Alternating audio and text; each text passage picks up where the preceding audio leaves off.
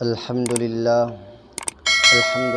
وکفا والصلاة والسلام علی من لا نبی بعدہ اما بعد اعوذ باللہ السمیع العلیم من الشیطان الرجیم بسم اللہ الرحمن الرحیم یا ایہا الذین آمنوا ادخلوا فی السلم کافہ ولا تتبعوا خطوات الشیطان انہ لکم عدو مبین۔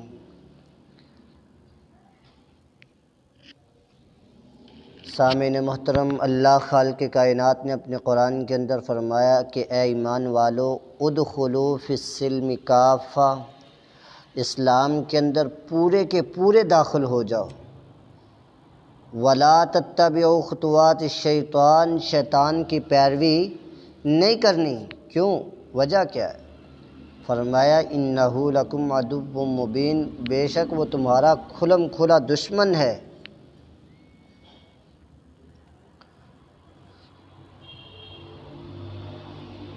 اسی طرح جو دشمن ہوتا ہے وہ ہمیشہ اپنے مخالف کو نقصان پہنچانے کے علاوہ کچھ بھی نہیں سوچتا۔ حضرات، چونکہ آپ جانتے ہیں کہ یہ شعبان کا مہینہ جاری و ساری ہے، اللہ خالق کائنات نے ہماری زندگی کے اندر پھر سے شعبان کا مہینہ ہماری قسمت میں لکھ دیا۔ ہم پھر سے شعبان کا مہینہ گزار رہے ہیں، لیکن بہت ساری عبادات سے ہم محروم ہیں، بہت ساری برکات سے ہم محروم ہیں، فضیلتوں برکتوں سے ہم محروم ہیں۔ کون سی فضیلتیں؟ سید الکونین جناب محمد رسول اللہ صلی اللہ علیہ وسلم جب شعبان کا مہینہ آتا تو اپنے آپ کو کس لیتے، کمر بستہ ہو جاتے۔ رمضان المبارک کے اندر سیدنا اسامہ بن زید رضی اللہ تعالیٰ عنہ فرماتے ہیں کہ میں نے شعبان کے علاوہ کسی اور مہینے میں آپ علیہ السلام کو زیادہ روزے رکھتے ہوئے نہیں پایا جتنے روزے آپ شعبان کے مہینے کے اندر آپ روزے رکھا کرتے تھے۔ بہت زیادہ کثرت کے ساتھ روزے رکھا کرتے تھے۔ اور اسی طرح احادیث مبارکہ کے اندر آتا ہے کہ صحابہ عرض کرتے ہیں کہ محبوب پیغمبر علیہ السلام اتنے روزے رکھتے، اگر روزے رکھنے شروع کر دیتے تو ہمیں اس طرح لگتا کہ ہم آپ علیہ السلام کا بھی روزہ ترک نہیں کریں گے۔ اور اس مہینے کے اندر جب روزہ چھوڑنے پہ آتے، جب روزہ نہ رکھتے تو ہمیں یہ معلوم ہوتا، ہمیں یہ خدشہ ہوتا کہ کبھی آپ علیہ السلام کبھی روزہ رکھیں گے ہی نہیں۔ تو معلوم ہوا کہ شعبان کا پورا مہینہ روزے رکھنا یہ فرض نہیں ہے۔ آپ علیہ السلام کی سنت مبارکہ کیا ہے کہ آپ علیہ السلام اس مہینے کے اندر روزے کثرت سے رکھا کرتے تھے، زیادہ رکھا کرتے تھے۔ اور جیسا کہ یہ 15 شعبان گزر چکا ہے، 15 شعبان کے متعلق کوئی روزے کی حدیث مبارکہ نہیں ملتی۔ اگر کوئی ہے تو وہ ضعیف ہے اور مکروہ ہے۔ سید الکونین جناب محمد رسول اللہ صلی اللہ علیہ وسلم کی زوجہ محترمہ سیدہ عائشہ صدیقہ رضی اللہ تعالیٰ عنہ فرماتی ہیں کہ محبوب پیغمبر علیہ السلام کو میں نے شعبان کے علاوہ نفلی روزے رکھتے ہوئے کسی مہینے کے اندر نہیں دیکھا۔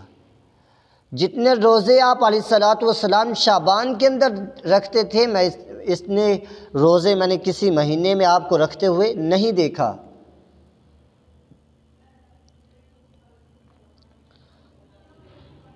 اور جب شعبان کا چاند نظر آتا رجب کا چاند نظر آتا تو آپ علیہ الصلاۃ والسلام اللہ تعالیٰ سے دعا کرتے کہ اللہ شعبان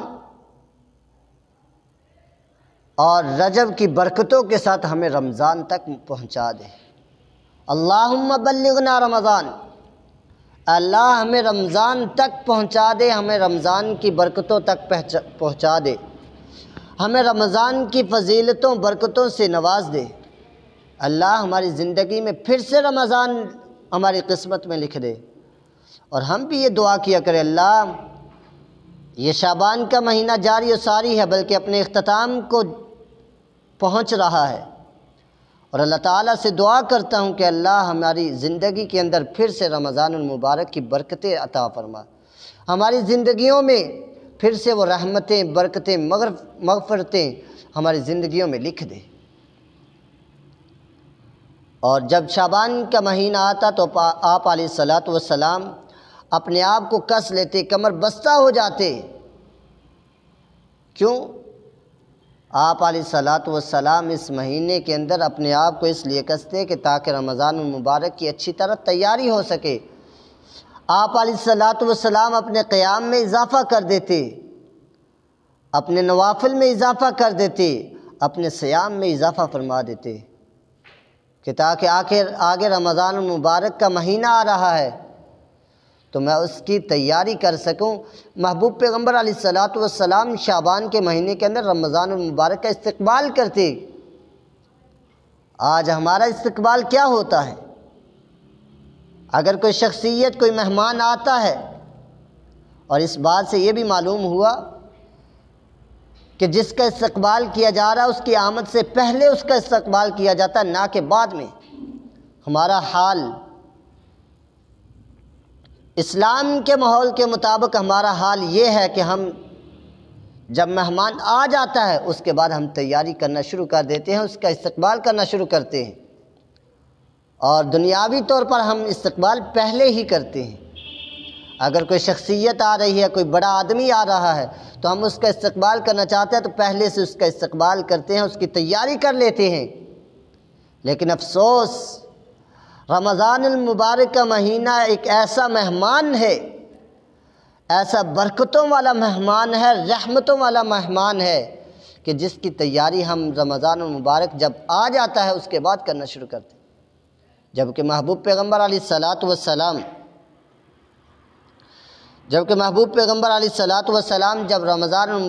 جب شعبان کا مہینہ آتا تو آپ علیہ الصلاۃ والسلام رمضان المبارک کا استقبال کرتے، اس کی آمد سے پہلے اس کی تیاریاں شروع کر دیتے۔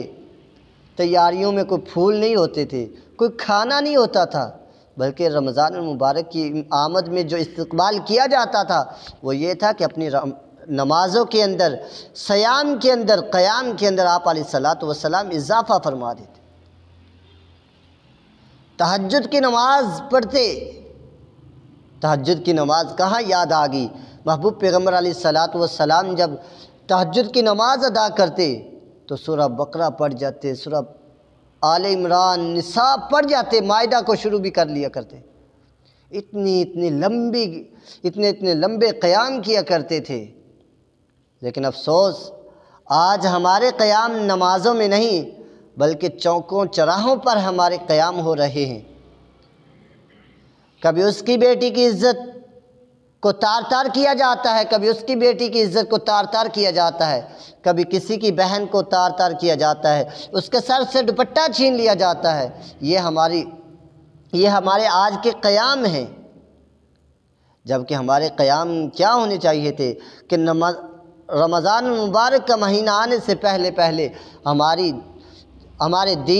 ہمارے دین کے اندر اضافہ ہو، ہماری نمازوں کے اندر اضافہ ہو، ہمارے قیام، سجود، صیام کے اندر اضافہ ہوتا چلا جائے۔ محبوب پیغمبر علیہ الصلاۃ والسلام جب رمضان المبارک کا مہینہ آتا تو رات کو بہت زیادہ جاگا کرتے اور دن کو روزہ رکھا کرتے۔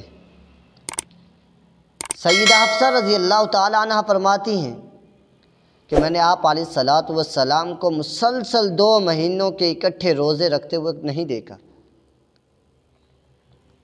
آپ علیہ الصلوۃ والسلام شعبان کے روزے رکھتے رکھتے رمضان تک پہنچ جاتے۔ اور ایک دو احادیث مبارکہ جو شعبان کے آخری دنوں میں آپ علیہ الصلوۃ والسلام نے روزوں کی ممانت کے حوالے سے فرمایا۔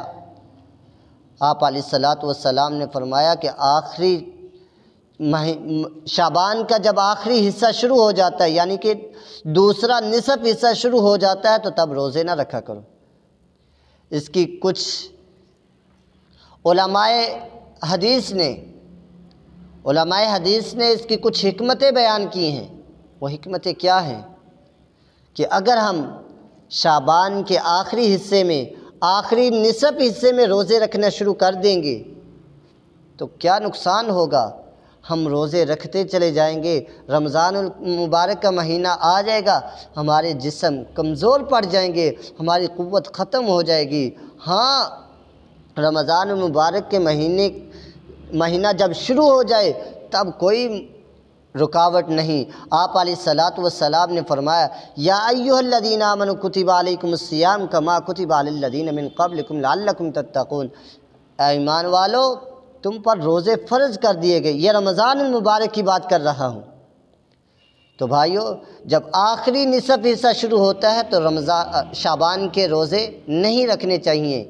ہاں، جو بندہ روٹین کے ساتھ رکھتا چلا آ رہا ہے، جیسا کہ پیر کے دن کا روزہ، جمعرات کا روزہ رکھنا، یہ روٹین کے آپ علیہ الصلوۃ والسلام روٹین کے ساتھ پیر اور جمعرات کا روزہ رکھا کرتے تھے۔ جو آپ علیہ الصلوۃ والسلام کی اس سنت پر عمل کرتا ہے، اس سنت کو اجاگر کرتا ہے، اس سنت کو زندہ کرتے ہوئے ہر روٹین کے ساتھ ہر ہفتے کے اندر پیر اور جمعرات کا روزہ رکھتا ہے، اسے کوئی رکاوٹ نہیں، وہ شعبان کے آخری نصف حصے میں بھی روزہ رکھ سکتا ہے۔